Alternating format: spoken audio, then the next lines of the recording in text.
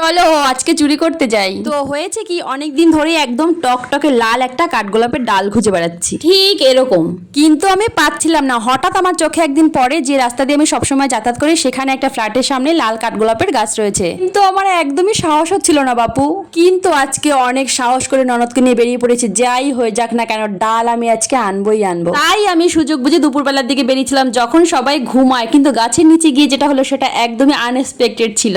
আরে এ তো মেঘনা চাইতেই জল, খুশিতে তো আমার এখন নাচতে ইচ্ছে করছে। ডালটা কিন্তু 2-3 দিন আগেরই ভাঙা হয়তো হবে, কোনো কারণবশত হয়তো কোনো ডাল ভেঙে গেছে। দেখো পাতাটা কিন্তু অনেকটাই কিন্তু শুকনো ছিল।